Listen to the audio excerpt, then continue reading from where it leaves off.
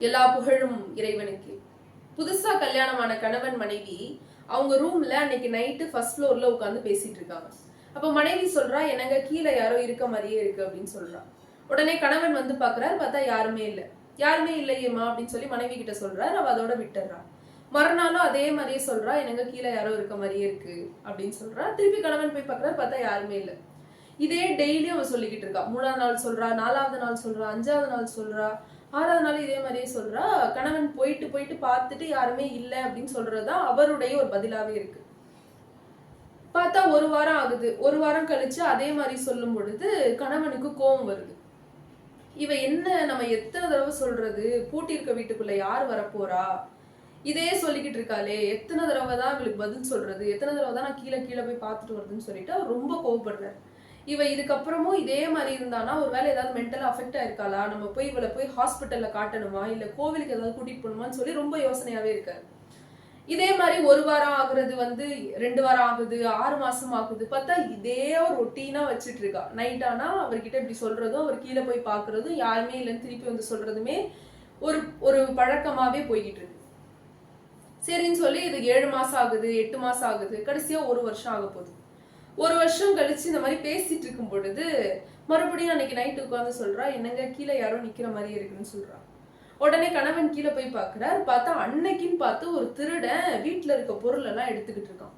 இவருக்கு ஒரே ஆச்சரியம். மனைவி கல்யாணம் ஆன இன்னைக்கு நைட்ல இருந்து இதேதான் சொல்லிக்கிட்டு இருக்கா, கீழே யாரும் நிக்கிற மாதிரி இருக்குன்ட்டு. பார்த்தா 1 வருஷம் கழிச்சு இன்னைக்கு ஒரு திருடன் வந்து திருடிட்டு இருக்கானேன்னு சொல்லி யோசிக்கிறார். அப்ப அந்த திருடனை கூப்பிட்டு சொல்றார், உனக்கு இந்த வீட்டுல என்ன பொருள் தேவையோ அதை நீ எடுத்துக்கோ, ஆனா போறதுக்கு முன்னாடி என் மனைவிய பார்த்து ஒரு வார்த்தை பேசிட்டு போயிடு, அவ உனக்காக 1 வருஷமா காத்திருக்கா அப்படின்னு சொல்றாரு.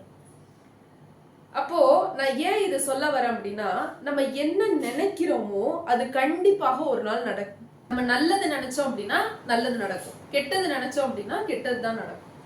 நம்ம எல்லாருமே நம்ம ஒரு இலக்கை நோக்கி தானே ஓடிக்கிட்டு இருக்கோம். சில பேருக்கு டாக்டர் ஆகணும், சில பேருக்கு நீட் கிளியர் பண்ணணும், யூபிஎஸ்சி கிளியர் பண்ணணும், டிஎன்பிஎஸ்சி மாதிரி எக்ஸாம்ஸ் கிளியர் பண்ணி கவர்மெண்ட் போஸ்டிங்ல போய் உட்காரணும். 4 பேர் நம்மளை பார்த்து வியந்து போற அளவுக்கு ஒரு பெரிய இடத்தை பிடிக்கணும் அப்படிங்கிறது தானே நம்ம எல்லாருடைய கனவாகவும் நினைத்து நம்ம ஓடிக்கிட்டு இருக்கோம். அப்போ நம்ம கனவை நோக்கி ஓடும் பொழுது நிறைய முயற்சிகள் செய்வோம். அதுல முதல் முயற்சியில தோத்துட்டோம்னு வைங்களேன், 2வது முயற்சியிலையும் தோத்து போறோம், 3வது முயற்சியிலையும் தோத்துட்டோம் அப்படின்னா நம்மளை சுத்தி இருக்கவங்க எல்லாம் என்ன தெரியுமா சொல்லுவாங்க, போதும் உனக்கான டைம் நீ நிறைய எடுத்துக்கிட்ட, ஏன் இந்த வேலையை விட்டா உலகத்துல வேற வேலையே இல்லையா அப்படின்னு கேட்பாங்க. நல்லா தெரிஞ்சுக்கோங்க, அது எதுவுமே உங்களுடைய வேலை கிடையாது.